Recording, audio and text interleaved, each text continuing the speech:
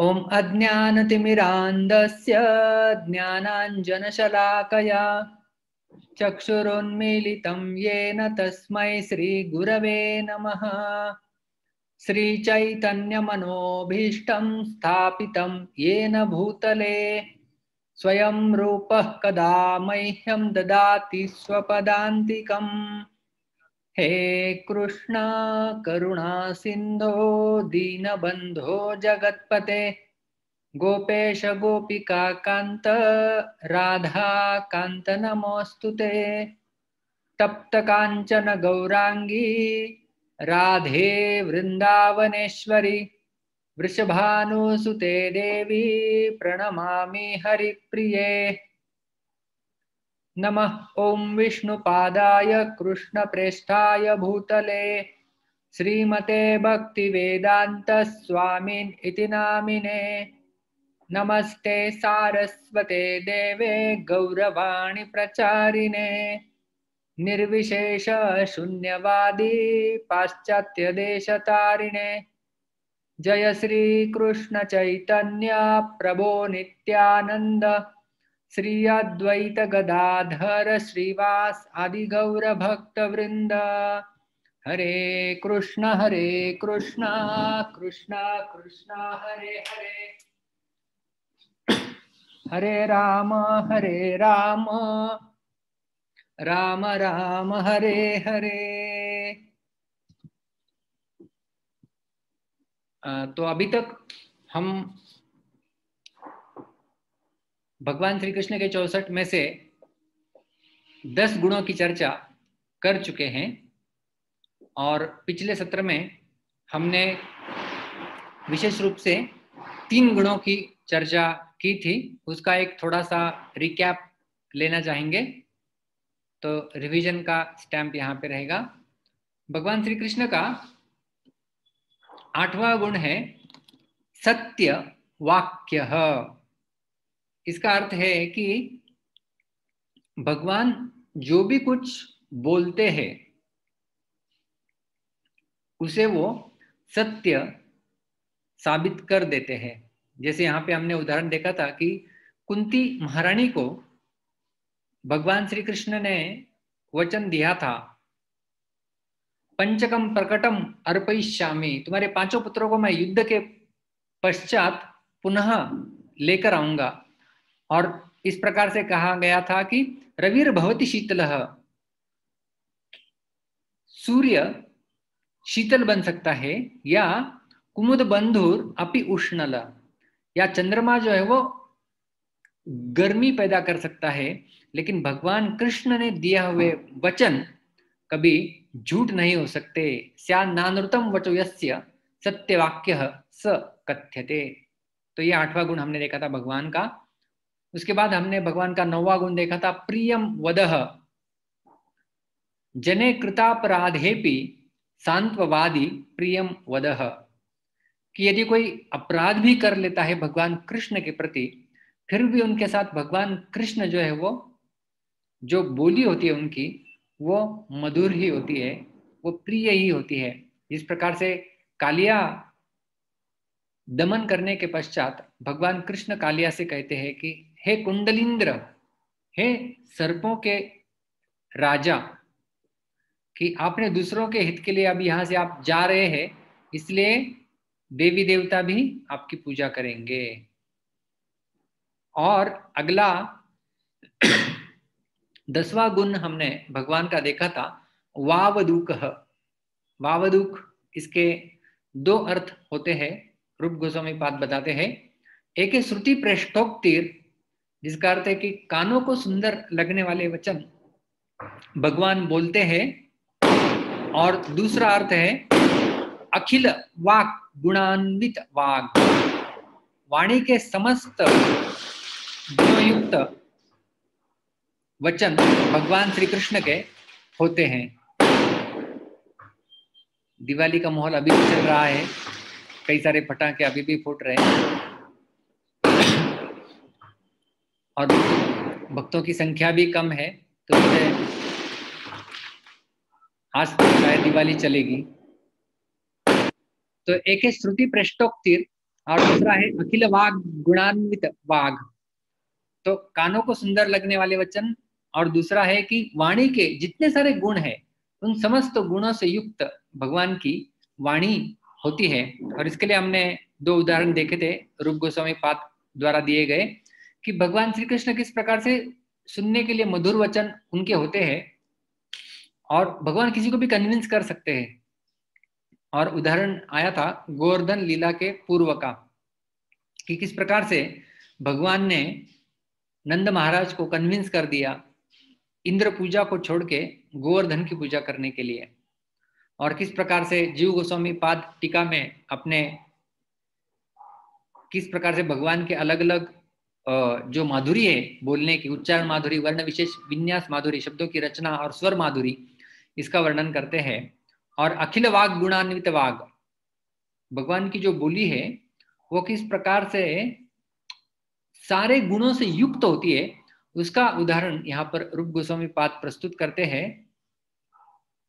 उपन्यास परिपाटी, युक्ति परिपाटी, सामर्थ्य यथार्थ्य परिपाटी और प्रतिभा परिपाटी। तो इस प्रकार से इन गुणों से भगवान की वाणी जो है वो युक्त है। तो इससे इसकी इन सब की हमने विस्तार से चर्चा की है। अभी हम आज के गुणों से भगवान के प्रारंभ करेंगे। भगवान का 11वां गुण बताया जाता है सुपांडित्य। पांडित्य का अर्थ हम लोग समझ सकते हैं, कोई यदि बहुत ही पारंगत विद्वान निपुण व्यक्ति है तो हम उसे पंडित कहते हैं, बहुत पंडित व्यक्ति है। तो सुपांडित्य मतलब बहुत अच्छे से पंडित, लेकिन पंडित का अर्थ केवल विद्वान नहीं होता है। तो रूप गोस्वामी जो परिभाषा दे रहे हैं उससे हम समझ सकते हैं कि विद्वान नीतिज्ञ इति एष सुपांडित्यो द्विधा मतः। द्विधा मतः, दो प्रकार से जो है वो सुपांडित्य की परिभाषा की जा सकती है। कौन से दो प्रकार? तो कहते हैं कि सबसे पहला है विद्वान और दूसरा है नीतिज्ञ। विद्वान का अर्थ होता है कि जिसको सारे क्षेत्रों का ज्ञान है वो है विद्वान, अखिल विद्यावान। इस जगत में जितने सारे जैसे कहना ब्रांचेस है, knowledgeable of all the existing branches, सब कुछ ज्ञान है उन्हें, वो है विद्वान। और नीतिज्ञ, नीतिज्ञ का अर्थ है कि नॉलेजेबल ऑफ प्रॉपर कंडक्ट, मतलब ज्ञान तो है ही लेकिन उस ज्ञान के आधार पे भगवान अपना जीवन भी यापन करते हैं, उसे कहते हैं नीतिज्ञ, यथार्थकृत। केवल ज्ञान ही नहीं है भगवान को सारी शाखाओं का, लेकिन उसके आधार पे अपना जीवन भी यापन करते हैं भगवान, कृति में भी उसे लाते हैं, इसलिए वो हो गए नीतिज्ञ। तो इन दोनों के उदाहरण रूप गोस्वामी पाद हमें यहाँ पे बताएंगे। सबसे पहला हम लोग देखते हैं विद्वान यानी अखिल विद्यावान, और इसका उदाहरण बहुत सुंदर तरीके से रूप गोस्वामी समझाते हैं। यम सुष्टु पूर्व परिचर्य गौरवात् पिता महाद्यम बुधरे प्रवर्तिताः कृष्णार्णवम काश्च गुरुक्षमा भृतस्तमेव विद्यासरितः प्रपेदिरे।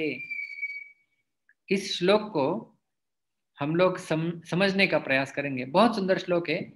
भगवान श्री कृष्ण, हमें पता है जब कंस का वध हो गया उसके पश्चात भगवान श्री कृष्ण मथुरा में ही रुके, वृंदावन वापस नहीं गए। और फिर वसुदेव जी ने उनके शिक्षा की जिम्मेदारी संभालते हुए उनको अवंती देश भेजा, संदीपनी मुनि के आश्रम में, कृष्ण और बलराम दोनों को। तो दोनों कृष्ण और बलराम संदीपनी मुनि से विद्याएं सीखें। तो इस श्लोक में बहुत सुंदर तरीके से रूप गोस्वामी पाद एक उदाहरण के द्वारा समझा रहे हैं कि भगवान को सारी विद्याओं का ज्ञान कैसे है। गौर करने योग्य उदाहरण है। इस उदाहरण में, इस चित्र में आपके सामने आपको दिखाई दे रहा होगा कि इसे कहते हैं वाटर साइकिल, अंग्रेजी में जल चक्र। तो शुरुआत होती है जल चक्र की समुद्र से। तो समंदर है, सूरज की उष्मा के कारण समंदर का जल बाष्पीभूत होके उसके मेघ बनते हैं। तो ये यहाँ पर है मेघ। हवा के झोंके से वही मेघ आगे बढ़ते रहते हैं और किसी पर्वत से टकरा जाते हैं। तो पर्वत से टकरा गए हैं मेघ, और जब पर्वत से टकरा देते हैं तो वहां पर बारिश होती है, और फिर वही बारिश की बूंदें एकत्रित आती है, उनकी नदी बनती है, और वही नदी पुनः जाके समुद्र में मिल जाती है। तो ऐसा है जल चक्र, समुद्र का है जल। तो प्रमुख ओरिजिनल प्रथम जल का स्रोत है समंदर। समुद्र से बाष्पीभूत हुआ हुआ बादल में परिवर्तित होता है। बादल, हवा उन्हें पर्वत से टकराती है, वहां से नदी होती है, और नदी का जल पुनः समुद्र में लौट आता है। तो ये जल चक्र तो हम स्कूल में पढ़े होंगे। तो रूप गोस्वामी इस श्लोक में ये जो चार चीजें हैं, समुद्र, मेघ, पर्वत और नदी, इनकी तुलना बहुत सुंदर प्रकार से कर रहे हैं भगवान श्री कृष्ण ने जो शिक्षा ली सांदीपनि मुनि के आश्रम में उनके साथ। क्या करते हैं वो? समुद्र है कृष्ण के समान, मतलब समुद्र में पहले से ही जल है, तो भगवान श्री कृष्ण में पहले से ही सारे विद्याओं का ज्ञान है। मेघ की तुलना की गई है ब्रह्मा जी से, क्योंकि सूरज के प्रकाश में समुद्र से ही जल को निकाल के बादल बनाए जाते हैं। तो इसी प्रकार से भगवान में जो ज्ञान है, जो विद्याएं हैं, उन विद्याओं को भगवान दान देते हैं ब्रह्मा जी को सर्वप्रथम। तेने ब्रह्म हृदयादि कवये मुह्यन्ति यत् सूरयः, श्रीमद् भागवत पहला स्कंद पहला अध्याय पहला श्लोक। तो भगवान कृष्ण ने वही ज्ञान सर्वप्रथम ब्रह्मा जी को दिया। तो मेघ हो गए ब्रह्मा जी, और फिर ब्रह्मा जी ने अलग अलग ऋषियों को वही ज्ञान बांटा है, वेदों में विभाजित किया है। कुछ ज्ञान जैमिनी जी को, तो इस प्रकार से अलग अलग ऋषि मुनियों को दिया है। उसी प्रकार से वह ज्ञान फिर एक पर्वत रूपी संदीपनी मुनि के पास पहुंचता है, बादलों में से एक बादल। तो बादल पर्वत के ऊपर टकरा जाता है, मतलब पर्वत को वहां से कुछ प्राप्त हो गया, बारिश। तो वो पर्वत है सांदीपनी मुनि। और सांदीपनी मुनि फिर इसके बाद अभी भगवान श्री कृष्ण को विद्या प्रदान कर रहे हैं। उसका अर्थ है वह विद्या है नदी। मतलब जो ज्ञान अभी पर्वत रूपी सांदीपनी मुनि के पास है, वही ज्ञान अभी नदी के रूप में बह रहा है। और नदी कहाँ पे जा रही है? नदी पुनः समुद्र में जा रही है। और वही विद्या जो सांदीपनी मुनि के पास है, वह जब कृष्ण को दे रहे हैं, इसका अर्थ है कि नदी अभी समुद्र में मिल रही है। तो वास्तव में नदी अपना अलग से जल समुद्र में नहीं डाल रही है, वो पहले से समुद्र से ही प्राप्त हुआ है। उसी प्रकार से भगवान कृष्ण को सांदीपनी मुनि जो ज्ञान दे रहे हैं, सांदीपनी मुनि को मिला है परंपरा में ब्रह्मा जी से, और ब्रह्मा जी को वास्तव में मिला हुआ है भगवान श्री कृष्ण से, जो कि समुद्र के समान है। तो बहुत सुंदर उदाहरण है, और ये जल चक्र से जो समझा रहे हैं बहुत अच्छे से समझता है। तो समुद्र रूपी कृष्ण ने ज्ञान दिया मेघ रूपी ब्रह्मा जी को। मेघ रूपी ब्रह्मा जी का ज्ञान पर्वत रूपी सांदीपनी मुनि के पास पहुंचता है, वहां पे बारिश होती है, और वहां से जो नदी आती है वो नदी रूपी विद्या समुद्र में मिल जाती है, यानी भगवान को प्राप्त हो जाती है। तो अखिल विद्यावान, सारी कलाएं भगवान श्री कृष्ण जानते हैं। तो जो 64 कलाएं होती हैं, उन 64 के 64 कलाओं में भगवान श्री कृष्ण परिपूर्ण मात्रा में निपुण है। यह है उनका पहला गुण, अखिल विद्यावान, सुपांडित्य का। और दूसरा है यथार्हकृत, मतलब केवल ज्ञान ही नहीं है, उस ज्ञान के साथ साथ अपने जीवन में आचरण भी है। देश काल पात्र के हिसाब से भगवान श्री कृष्ण का बर्ताव उस ज्ञान के आधार पे होता है। हम लोग देखते हैं संसार में कोई व्यक्ति बहुत बड़ा ज्ञानी हो जाता है, लेकिन उस ज्ञान को वो अपने जीवन में परिवर्तित नहीं कर पाता। उनके शील, उनके चरित्र में वह नहीं दिखाई देता, तो उसे कहते हैं परिपक्वता। जो ज्ञान प्राप्त किया हुआ है उस ज्ञान के आधार पे, या वही ज्ञान हमारे कृति में भी आना, उसे कहते हैं यथार्ह कृत। और उसके लिए रूप गोस्वामी पाद बहुत सुंदर उदाहरण प्रस्तुत करते हैं। शार्दुल विक्रीडित इस छंद में यह श्लोक उन्होंने रचना की है। मृत्युस्तस्कर मंडले सुकृतिनां वृंदे वसंतानिलः कंदर्पो रमणीषु दुर्गतकुले कल्याणकल्पद्रुमः इंदुर्बन्धुगणे विपक्षपटले कालाग्निरुद्राकृतिः शास्ति स्वस्ति धुरंधरधरो मधुपुरीं नित्या मधुनां पतिः। तो 6 प्रकार के भगवान श्री कृष्ण के व्यवहार इस श्लोक में रूप गोस्वामी पाद बता रहे हैं। मृत्युस्तस्कर मंडले, तस्कर, तस्कर हम समझते हैं ना, आप सब लोगों ने नाम सुना होगा, चंदन तस्कर जो चोरी करते हैं चंदन की। तो तस्कर का अर्थ है चोर, लुटेरों का, और मंडल यानी समूह। तस्कर मंडले मृत्यु, तो जो चोर उचक्के लोग होते हैं उनके लिए भगवान श्री कृष्ण मृत्यु के समान व्यवहार करते हैं। जैसे कंस का उन्होंने वध कर दिया, चाणूरमुष्टिक, जरासंध, दुर्योधन आदियों को सबक सिखाया। तो मृत्यु तस्कर मंडले, और उसके बाद वो कहते हैं सुकृतिनाम वृंदे वसंतानिलः। वसंत हमें पता है वसंत ऋतु, और अनिल का अर्थ होता है वायु। सुकृति नाम, सुकृति नाम का अर्थ है कि हमें पता है ना, दुष्कृतिनः और सुकृतिनः, नमाम दुष्कृतिनो मूढ़ा। तो जिनके कार्य गंदे होते हैं वो है दुष्कृति, और जो सत्कार्य में हमेशा लगे रहते हैं वो है सुकृति नाम। तो सुकृति नाम वृंदे मतलब जो सुकृति लोग हैं उनके समूह के लिए भगवान श्री कृष्ण मानो वसंत ऋतु की शीतल वायु के समान प्रतीत होते हैं, आह्लाददायक।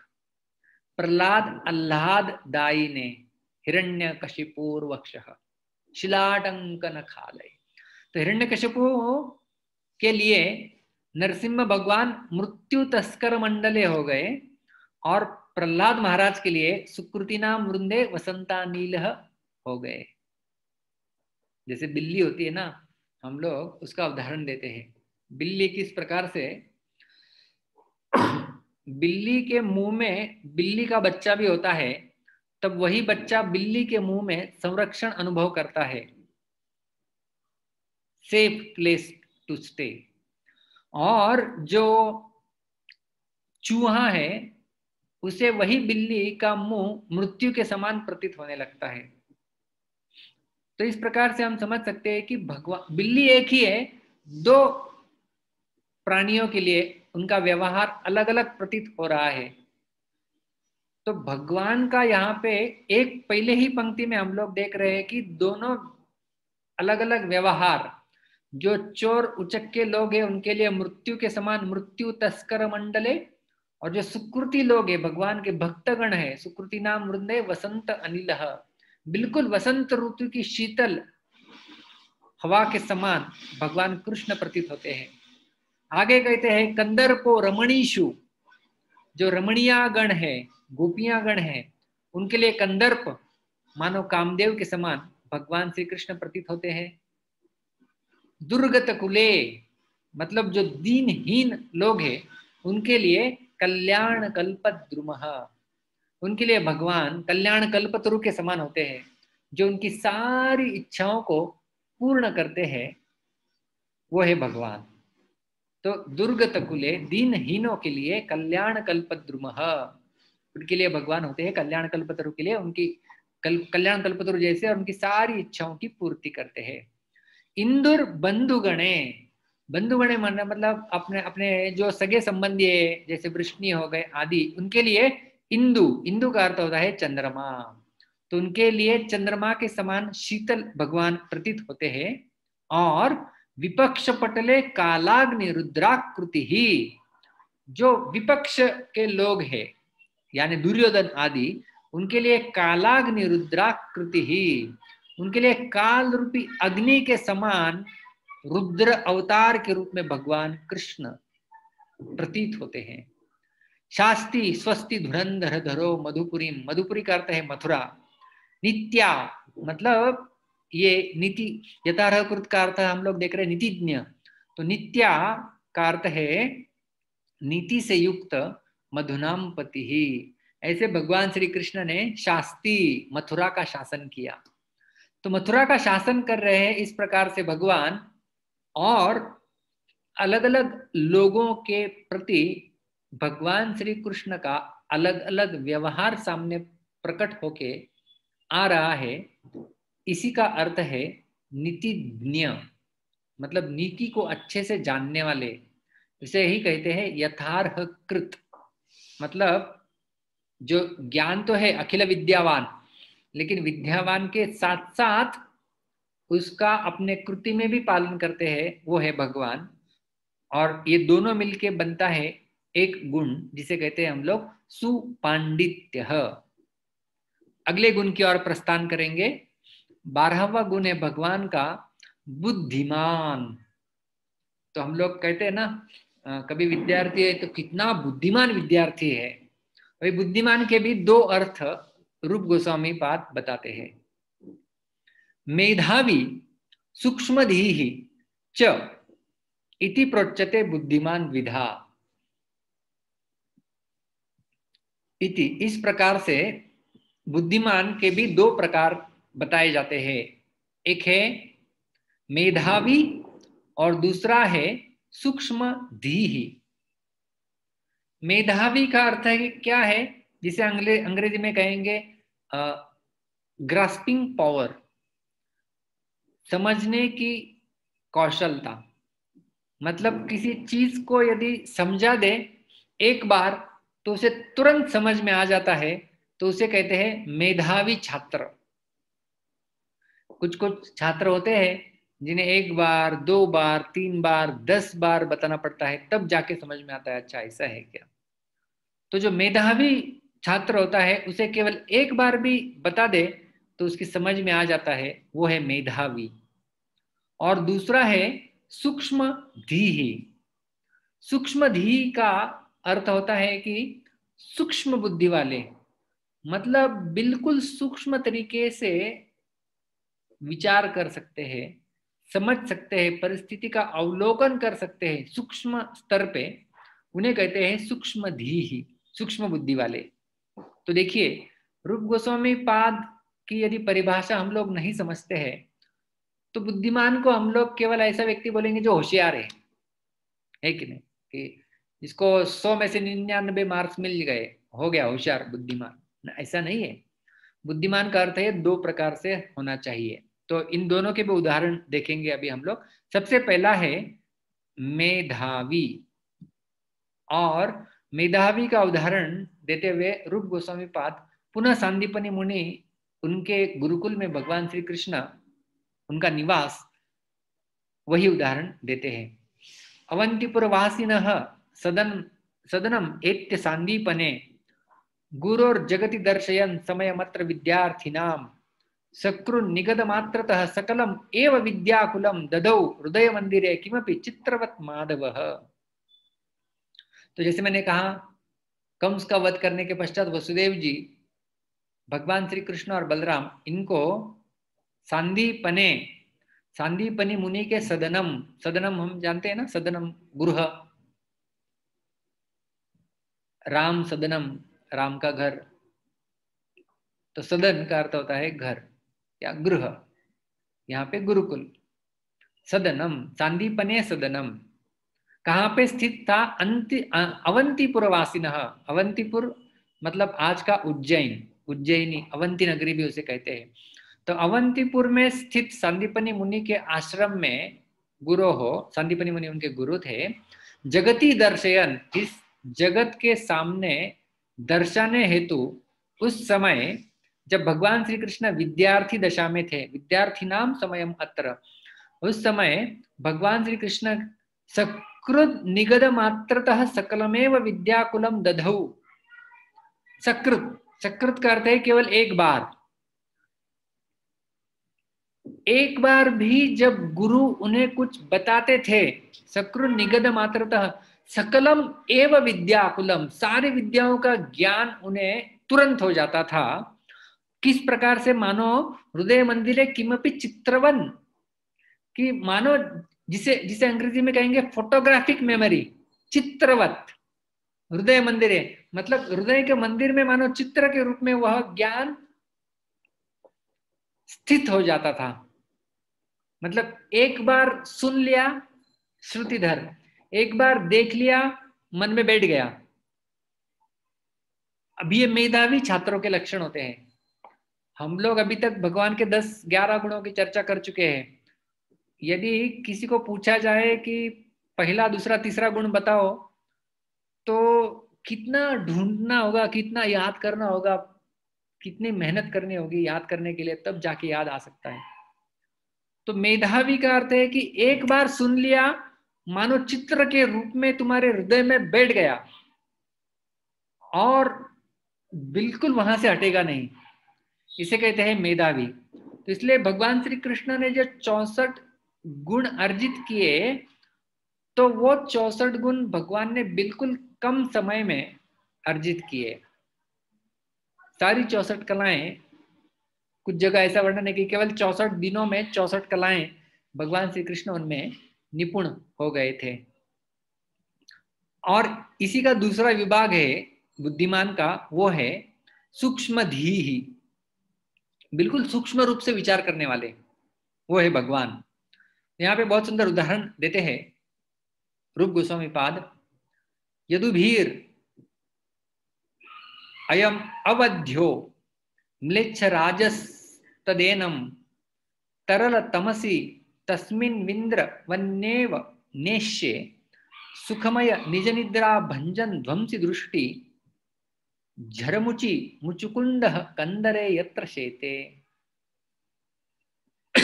तो भी देखिए भगवान की सूक्ष्म बुद्धि किस प्रकार से कार्य कर रही है। तो भगवान श्री कृष्ण, हमें पता है जब द्वारिका में थे तब जरासंधन, द्वारिका जाने से पहले, मतलब मथुरा में ही जब थे, जब कंस का वध हो गया, तो कंस की जो 2 पत्नियां थी वो जरासंध की पुत्रियां थी। तो वो जरासंध के पास चली जाती है, कंस के वध को सूचित करती है। जरासंध पूरा आक्रमण कर देता है अपनी सेना के साथ मथुरा नगरी पर। और इस प्रकार से जब होता है तो ऐसा बताया जाता है कि 17 बार भगवान श्री कृष्ण ने उसे हरा के छोड़ दिया। उसे मारते नहीं थे भगवान। क्यों नहीं मारते थे? क्योंकि वो जानते थे कि ये जरासंध को छोड़ दिया जाएगा तो वो और ऐसे उसके जैसे जो चोर लफंगे व्यक्ति है उनको पकड़ के लेके आएगा और मेरा काम आसान हो जाएगा। परित्राणाय साधूनाम विनाशाय च दुष्कृताम धर्म संस्थापनार्थाय संभवामि युगे युगे। अरे मेरा अवतरण का कारण ही है कि दुष्टों का विनाश करना है, तो मैं कहां कहां जाके ढूंढते बैठूंगा दुष्टों को, सब दुष्टों को एकत्रित करके लेके आएगा, सबका विनाश कर दूंगा, जरासंध को छोड़ दूंगा। ऐसा भगवान श्री कृष्ण ने 17 बार किया था। और जब 18वें बार वो आक्रमण करता है तब उसी समय क्या होता है, उसके बिल्कुल पहले भगवान श्री कृष्ण सारे मथुरा वासियों को द्वारका नगरी में स्थापित कर देते हैं। वहां पे द्वारका का आविष्कार होता है, सारे द्वारका में स्थित है। और मथुरा में अभी है तो कोई नहीं, वहां पे कालयवन ने आक्रमण कर दिया है। तो क्या हुआ है, अभी भगवान श्री कृष्ण 2 जगह से आक्रमित है। एक जगह से जरासंध आ रहा है, एक जगह से कालयवन नाम का राजा, उसने आक्रमण कर दिया है। तो भगवान ने बलराम जी से कहा कि आप जरासंध को संभाल लेना, मैं कालयवन को देखता हूं। और कालयवन के बारे में भगवान भी सोच रहे हैं, उनकी सूक्ष्म बुद्धि क्या कर रही है देखो। तो सबसे पहले जरासंध को क्षमा नहीं, जरासंध को 17 बार छोड़ दिया, पराजित करके भी मारा नहीं। यहाँ पर भी भगवान की सूक्ष्म धी समझती है। और भी यहाँ पर अभी जो कालयवन आया हुआ है, कालयवन जो राजा था वो म्लेच्छ राज, यहाँ पे आप शब्द देख सकते हैं, म्लेच्छ राजस तदेनम, म्लेच्छ राज था। मतलब म्लेच्छ राज, इसके साथ भगवान युद्ध करना उचित नहीं मानते थे, क्योंकि ये म्लेच्छों का राजा था। इनसे यदि पराजित होते थे भगवान, जो कि असंभव था, पराजित भी होते थे तो लोग कहते कि अरे एक म्लेच्छ के राज से पराजित हो गए। और यदि भगवान उसके साथ युद्ध करके विजयी भी होते थे तो भी, क्योंकि म्लेच्छराज के साथ युद्ध किया है तो अस्पृष्ट हो गए, तो भगवान को लोग निम्न श्रेणी का मानने लगते थे। तो पराजित भी होना समस्या है और जीतना भी समस्या है। तो भगवान श्री कृष्ण की सूक्ष्म बुद्धि देखिए कहाँ कहाँ कार्य कर रही है। भगवान श्री कृष्ण क्या सोच रहे थे कि सुखमय निज निद्रा भंजन ध्वंसी दृष्टि, कि मुचुकुंद अपनी गुफा में सोया हुआ है और देवताओं ने उसे वरदान दिया है कि कोई यदि उसकी निद्रा भंग कर देगा तो, कंदरे मतलब गुफा, यदि वो उसकी निद्रा भंग कर देगा तो उसको वो ध्वंस दृष्टि ही, उसकी दृष्टि से ही ध्वंस हो जाएगा वह व्यक्ति। ये भगवान सोच रहे सूक्ष्म धी ही। और उसी प्रकार से भगवान ने कार्य भी किया। भगवान भाग गए वहां से, रणभूमि से, और कालयवन भगवान के पीछे पीछे, क्योंकि कालयवन में भगवान के प्रति प्रेम नहीं था, इसलिए कालयवन पकड़ नहीं पाया। जैसे यहाँ पे आप देख रहे हैं, माता यशोदा ने भगवान कृष्ण को प्रेम के बल पे पकड़ लिया था,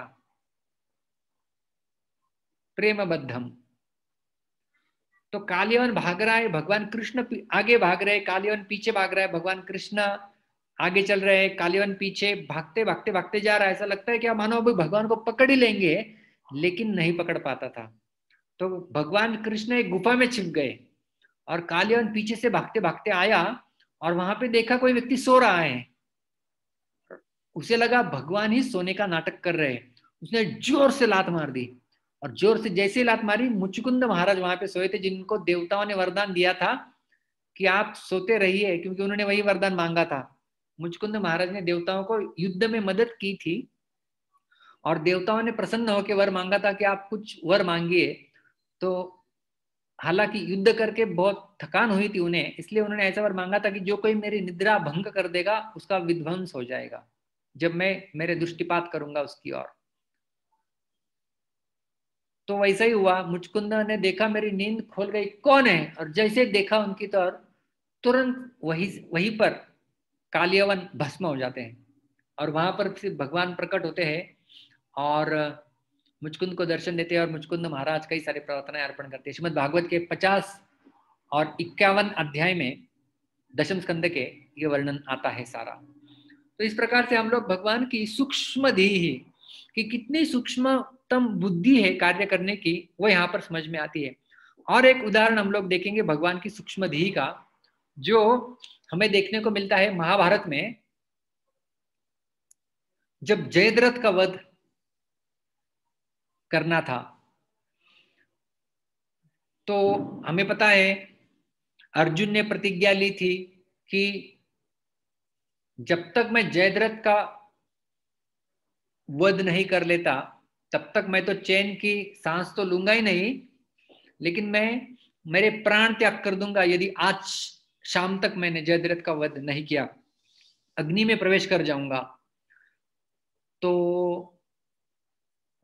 भगवान परेशान हो जाते हैं कि अरे ऐसी तूने प्रतिज्ञा ली है। और फिर कौरव सेना के लिए कार्य बहुत आसान था कि जयद्रथ को छिपा दे ताकि अर्जुन स्वयं अग्नि में प्रवेश कर जाएगा तो बैठे बैठे जीत हो गई ना, क्योंकि अर्जुन को परास्त करना इतना आसान नहीं था।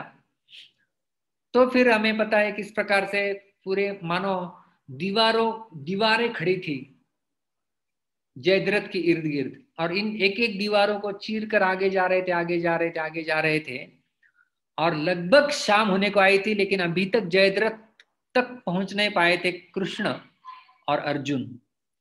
और जब भगवान की सूक्ष्म बुद्धि भी काम करना प्रारंभ करती है, भगवान श्री कृष्ण ने क्या कर लिया हमें पता है कि अपनी माया शक्ति से सूर्य का अस्त हो गया, इस प्रकार से कर दिया। कौरव सेना को लगा अभी सूर्यास्त हो गया, चलो अर्जुन की मौत का तमाशा देखते हैं। और वहां पर जयद्रथ भी आ जाता है आगे, चलो चलो मैं भी देखता हूं। और जब सारे आगे आ जाते हैं तब भगवान श्री कृष्ण अपने माया का पर्दा हटा लेते हैं। और आप सबने वो कहावत सुनी होगी ना, एष जयद्रथ सह सूर्य, हा जयद्रथ हा सूर्य, इस प्रकार से।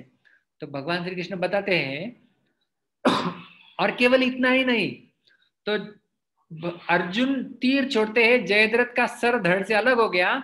भगवान श्री कृष्ण की सूक्ष्म बुद्धि, क्योंकि उनको पता था कि जयद्रथ का कटा हुआ सर यदि जमीन पे गिर जाता तो उसे यह वरदान प्राप्त था कि जो भी उसके सिर को नीचे गिराएगा उसका सिर फटके उसकी मृत्यु हो जाएगी।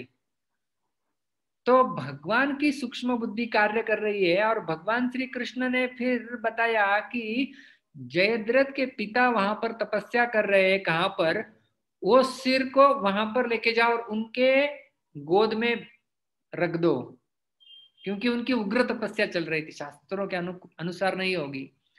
तो इसलिए फिर जब वो तपस्या में बैठे, उनके गोद में सर आके गिर गया मृत शरीर का।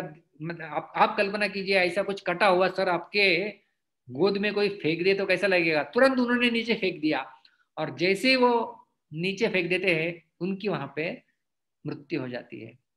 तो इस प्रकार से हम लोग समझ सकते हैं कि भगवान की जो सूक्ष्मतम कार्य करने की बुद्धि है, वो इतनी आगे की सोच के और इतने सूक्ष्म गहरे मुद्दों के ऊपर ध्यान दे सकते हैं, वो है भगवान की बुद्धि। तो बुद्धिमान के दो विभाग हमने देखे, एक है मेधावी और दूसरा है सूक्ष्मधीहि। मेधावी करते हैं एक बार सिखा दिया चित्र के जैसा हृदय में बैठ जाता है, और सूक्ष्मधीहि सूक्ष्म विचार करने की क्षमता और उसके अनुसार कार्य।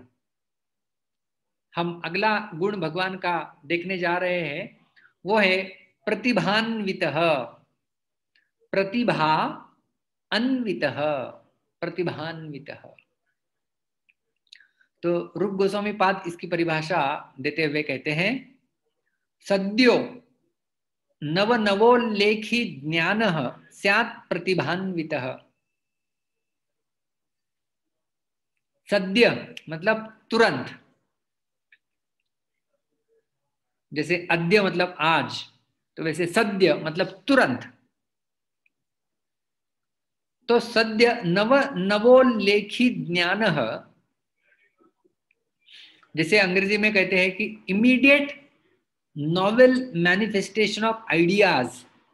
भगवान के मन में नव नव मतलब नवीन, नवीन कोई क्रिएटिविटी, बिल्कुल कोई कुछ चीज को नए ढंग से बात करके प्रस्तुत करना, स्यात् प्रतिभा अन्वितः, वो है उनकी प्रतिभाशाली।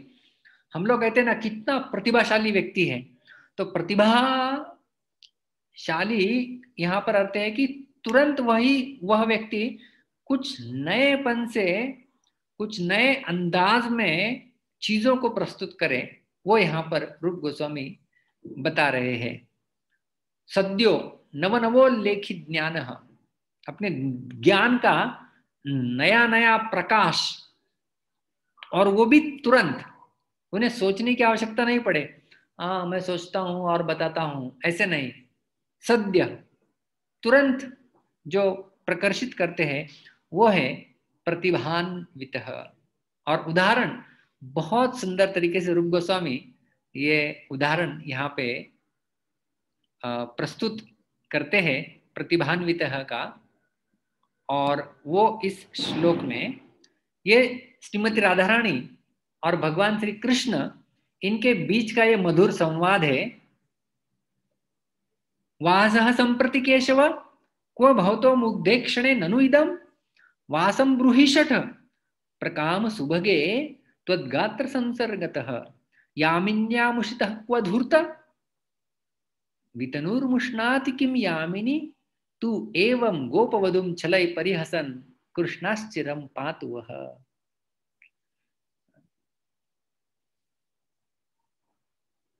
बहुत सुंदर ढंग से श्रीमती राधा रानी और कृष्ण इनका संवाद यहाँ पे प्रस्तुत किया गया है, और भगवान श्री कृष्ण किस प्रकार से नवीन रूप से ज्ञान को, और वो भी तुरंत प्रकट करते हैं, उसका ये सर्वोत्कृष्ट नमूना है। भगवान के और श्रीमती राधा रानी के बीच में जो संवाद चल रहा है, उसमें थोड़ा सा संस्कृत का ज्ञान यदि रहेगा तो इसका आप और अच्छे से आस्वादन कर सकते हैं। तो बहुत ज्यादा आवश्यक नहीं है, लेकिन थोड़ा भी है तो भी हम लोग आस्वादन कर सकते हैं। तो देखते हैं क्या पूछ रही है श्रीमती राधा रानी भगवान से और भगवान क्या जवाब दे रहे हैं। वासः संप्रति केशव, केशव मतलब हे केशव, वासः संप्रति, कल रात को तुम्हारा निवास कहाँ था। तो यहाँ पे जो वास शब्द है वह अकारांत पुल्लिंगी शब्द है, उसकी प्रथम विभक्ति रहती है वासः, जिसका अर्थ होता है निवास। तो राधा रानी पूछ रही है कि हे केशव, तुम्हारा निवास कहाँ पे था। और भगवान कृष्ण इस शब्द को वासस करके हलंत नपुंसकलिंगी शब्द समझते हैं, और जब वासः बोला गया तो वो उसे समझते हैं वस्त्र। जैसे हम लोग गीता में पढ़ते हैं ना, वासांसी जीर्णानि यथा विहाय नवानि गृह्णाति नरोपराणि। वासांसी तो वो वासस शब्द से बना हुआ है, और वासस का अर्थ होता है वस्त्र। तो राधा रानी पूछ रहे हैं कि आपका निवास कहाँ था, और भगवान कहते हैं श्रीमती राधा रानी को, भवतो मुग्धे क्षणे, हे सुंदर आंखों वाली, ननु इदम, क्या आपको दिख नहीं रहा है मेरा वास। ये देखिए मेरा पीतांबर, मैंने पहना हुआ है वस्त्र। तो उन्होंने, भगवान कृष्ण ने प्रश्न को कैसे तरोड़ मरोड़ दिया कि मानो राधा रानी पूछ रही है कि आपके वस्त्र कहाँ हैं। हालांकि राधा रानी पूछ रही थी आपका निवास कहाँ पे था कल रात को, गुस्से में पूछ रही थी। वासः संप्रति केशव, आपका निवास कहाँ था। भगवान कहते हैं बहुत, और मुग्धे क्षणे मतलब क्या तुम्हें दिख नहीं दे रहा है हे सुंदर आंखों वाली। तो यहाँ पे अलंकार किस प्रकार से कर रहे भगवान देखिए, और वो भी तुरंत, कि आंखें अच्छी है मतलब चीजों को अच्छे से दिखाई देना चाहिए। तो हे सुंदर आंखों वाली, मुग्धे क्षणे, क्या तुम्हें दिखाई नहीं दे रहा है मेरा वासः मतलब मेरे कपड़े, मेरा पीतांबर, ननु इदम यहाँ पर है देखो, ये है मेरे वस्त्र, पीतांबर मैंने पहना हुआ है। क्या प्रश्न पूछ रही हो, इतना भी नहीं दिखाई देता सुंदर आंखों वाली। तो फिर श्रीमती राधा रानी थोड़ी गुस्सा हो जाती है, अरे आप ठीक से समझ नहीं रहे हैं। वो कहती है कि वासम ब्रूहि शठ, हे शठ, दूसरों को फंसाने वाले, वासम ब्रूहि। पहले उन्होंने पूछा था वासः संप्रति, दूसरे में पूछ रही है वासम ब्रूहि, कि वासम ये अकारांत पुल्लिंगी की द्वितीय विभक्ति है, उसका अर्थ होता है निवास, जहां पे संभ्रम उत्पन्न नहीं होगा। तो भगवान कृष्ण को श्रीमती राधा रानी पूछ रही है कि अभी संभ्रम का कुछ मौका छोड़ा है नहीं श्रीमती राधा रानी। वो पूछती है कि हे शठ वासम ब्रूहि, तुम्हारा निवास कहाँ था रात को वो बताओ। अभी भगवान कहते हैं प्रकाम सुभगे, हे सुंदरी। तो अभी भगवान श्री कृष्ण ने क्या लिया कि वास का अर्थ है सुगंध, इस रूप में भगवान श्री कृष्ण ने उसे ले लिया। तो हम लोग कहते हैं ना किसकी बात आ रही है, तो भगवान ने उसे सुगंध के रूप में समझ लिया। और भगवान श्री कृष्ण कहते हैं कि अच्छा तुम मुझे पूछ रही हो सुगंध कहाँ से आ रहा है, त्वद्गात्र संसर्गतः, तुम्हारे शरीर के स्पर्श के कारण ही यह सुगंध आ रही है, त्वद्गात्र संसर्गतः। अभी श्रीमती राधा रानी और गुस्सा हो गई, और क्योंकि भगवान कृष्ण वास शब्द के अलग अलग अर्थ निकाल रहे थे। अब श्रीमती राधा रानी पूछती है यामिन्याम उषितः क्व धूर्त, हे धूर्त यामिन्याम उषितः क्व, यामिनी का अर्थ होता है कि रात। हम जानते हैं ना कि रात कहाँ बिताई, सीधा प्रश्न पूछ लिया। अभी वास तो कृष्ण अलग अलग अर्थ निकाल लेते हैं। यामिन्याम उषितः क्वः, कहाँ रात बिताई यह बताओ। और भगवान कृष्ण ने उसको देखिए कि यामिन्याम उषितः क्वः प्रश्न है श्रीमती राधारानी का ऐसा है, लेकिन भगवान कृष्ण ने उसको कैसे विभाजित कर लिया। यामिन्या मुषितः क्व, कि मूष ये धातु है जिसका अर्थ होता है चोरी करना। तो भगवान श्री कृष्ण पूछते हैं कि वितनुर्मुष्णाति किम यामिनी, क्या ये रात्रि कहाँ से चोरी करने लगी। मतलब तुम्हें क्या लगता है कि इस रात्रि ने मुझे चुरा के कहीं और लेके रखा था क्या। तो रूप गोस्वामी आगे कहते हैं, एवं गोप वधु छलई परिहसन, इस प्रकार से गोप वधु श्रीमती राधा रानी के साथ छल पूर्वक परिहास कर रहे हैं ये भगवान श्री कृष्ण। अचिरम पातु वह, आपकी हमेशा हमेशा रक्षा करे, रक्षा करे। तो इस प्रकार से भगवान श्री कृष्ण और श्रीमती राधा रानी इनके संवाद के माध्यम से भगवान श्री कृष्ण का यह गुण प्रतिभान्वित कि सद्य बहुत ही तुरंत नवनवो लेखित ज्ञान प्रकाशयति स्यात् प्रतिभान्वित, कि किस प्रकार से तुरंत अलग अलग शब्दों के अलग अलग अर्थों को लाके और उसकी रचना के माध्यम से अलग अलग प्रकाश करे, वह है प्रतिभान्वित। हम अगला और एक गुण, अंतिम गुण आज का देख लेते हैं, वो है विदग्ध। विदग्ध इसका अर्थ है, रूप गोस्वामी पाद व्याख्या करते हैं, कला विलास दिग्धात्मा विदग्ध इति कीर्त्यते।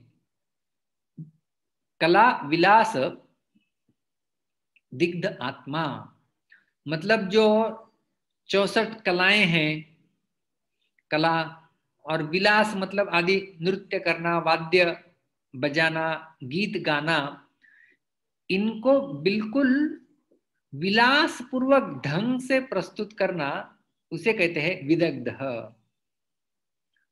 तो विदग्ध का अर्थ क्या हुआ, भगवान श्री कृष्ण जिन जिन कलाओं में निपुण है उन कलाओं को बिल्कुल विलास पूर्वक ढंग से प्रस्तुत करते हैं, वो है विदग्ध। और उसका उदाहरण रूप गोस्वामी पाद दे रहे हैं।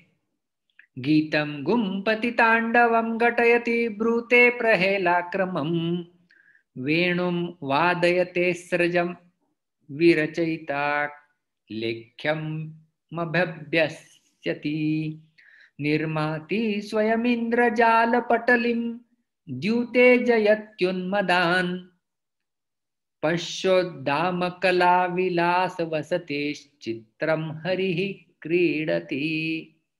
भगवान श्री कृष्ण अपनी अन्योन्य कलाओं का किस प्रकार से आनंद लेते हुए प्रदर्शन कर रहे हैं, इसका उदाहरण यहाँ पर रूप गोस्वामी पाद कर रहे हैं। गीतम गुम्पति, कभी भगवान गीत की रचना कर रहे हैं।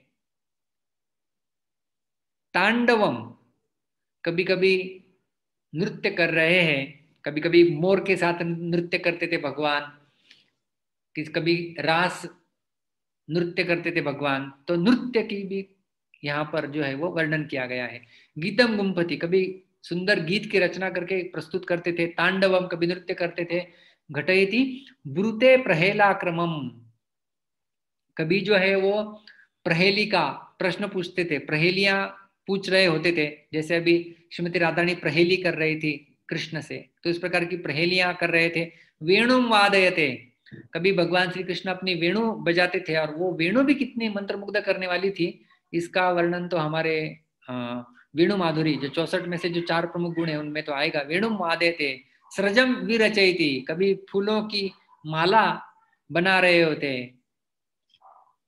आलेख्यम अभ्यसति, कभी कभी भगवान चित्रकला का अभ्यास कर रहे होते थे।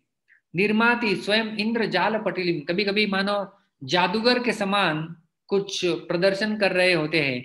द्यूते जयत्युन्मदान, कभी कभी द्यूत क्रीड़ा खेल रहे थे और वहां पर भगवान श्री कृष्ण विजयी हो रहे थे। पश्चोद, तो इस प्रकार से देखिए, विलासवस्तिश्चित्रम हरि क्रीडति, भगवान श्री कृष्ण इस प्रकार से अपना मनोरंजन कर रहे थे, क्रीड़ाएं कर रहे थे। यह है भगवान कृष्ण और यह है उनका एक दिव्य गुण, विदग्ध कला विलास दिग्धात्मा विदग्ध इति कीर्त्यते। तो इस प्रकार से हमने भगवान के आज 4 गुण देखे हैं। 11वां गुण हमने देखा था सुपांडित्य, विद्वान नीतिज्ञ इति एष सुपांडित्यो द्विधामतः, भगवान श्री कृष्ण अखिल विद्यावान है। और हमने उसमें उदाहरण देखा था किस प्रकार से समुद्र रूपी कृष्ण, मेघ रूपी ब्रह्मा, पर्वत रूपी सांदीपनि मुनि और विद्या रूपी नदी वहां पर आई थी। और सुपांडित्य का दूसरा है नीतिज्ञ यानी अथार्हकृत, कि किस प्रकार से भगवान श्री कृष्ण तस्करों के साथ मृत्यु के जैसा सुकृतियों के साथ मानो वसंत की अनिल गोपियों के साथ मानो कंदर्प, दीनहीन लोगों के सामने कल्याण कल्पतरु, अपने बंधुगणों के साथ मानो चंद्रमा जैसे शीतल, और विपक्षी विरुद्ध पक्ष के लोगों के लिए मानो कालाग्नि रुद्राकृति ही, इस प्रकार से प्रस्तुत होते थे।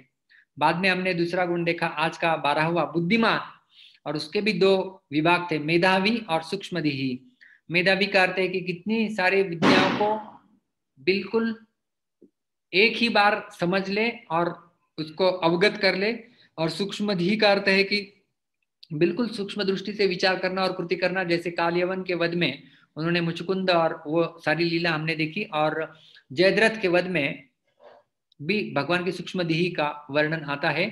अगला हमने गुण देखा था भगवान श्री कृष्ण का प्रतिभान्वितः, कि सद्यो नवनवो लेखित ज्ञान स्यात् प्रतिभान्वितः, कि बिल्कुल तुरंत नए नए अर्थ वाले शब्दों को प्रस्तुत कर सके, वो है प्रतिभान्वित। और किस प्रकार से हमने ये मधुर संवाद श्रीमती राधारानी और कृष्ण इनके बीच में देखा था, कि राधारानी पूछ रही थी वासः संप्रति केशव, भगवान कहते हैं क्व भवतो मुग्धे क्षणे ननु इदम वासं ब्रूहि षट प्रकाम सुगभे त्वद्गात्र संसर्गतः यामिन्याम उषितः क्व धूर्त वीतनुर्मुष्णाति किम यामिनी तू एवं गोपवधू छलई परिहसन कृष्णश्चिरम पातव। वह भगवान श्री कृष्ण आपकी रक्षा करे जो इस प्रकार से प्रतिभान्वित होके प्रकट हो रहे हैं। और अगला गुण हमने देखा भगवान श्री कृष्ण का विदग्ध, 14वां और आज का आखिरी गुण, कि कला विलास दिग्धात्मा विदग्ध इति कीर्तते। अलग अलग जो कलाएं भगवान श्री कृष्ण जिनमें भगवान निपुण है, उन कलाओं का विलास पूर्वक प्रकटीकरण भगवान करते हैं और इसके द्वारा अपना मनोरंजन और अपनी लीलाओं को दूसरों के सामने प्रस्तुत करते हैं, वो है भगवान श्री कृष्ण। तो इस प्रकार से हमारे 14 गुण हो गए। यहाँ पे हम लोग विराम लेंगे। किसी का कोई प्रश्न है तो पूछ सकते हैं। हरे कृष्णा।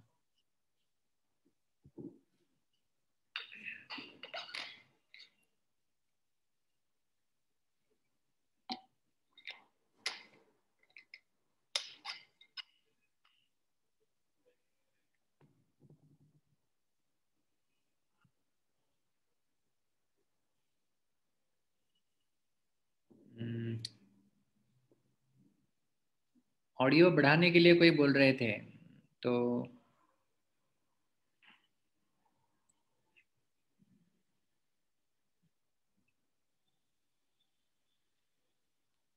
सुनाई दिया सबको?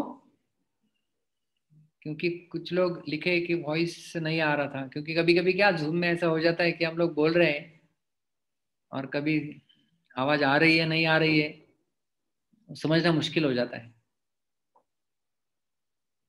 अच्छा, वॉइस अच्छा था लिख रहे सब लोग, तो बहुत अच्छे। आज किसी का कोई प्रश्न नहीं है, तो हमारे अगले गुणों के लिए हम लोग मिलेंगे और काफी सारे भगवान के जो गुण हैं, श्रृंखलाएं, उनकी हम लोग आगे चर्चा करेंगे। तो मिलेंगे कल शाम को ठीक 7:50 दामोदर अष्टकम के साथ। बहुत बहुत धन्यवाद। हरे कृष्णा। ग्रंथराज श्री भक्ति रसामृत सिंधु की जय। रूप गोस्वामी पाद की जय। श्रील प्रभुपाद की जय। निताय गौर प्रेमानंदे। हरि हरि बोल।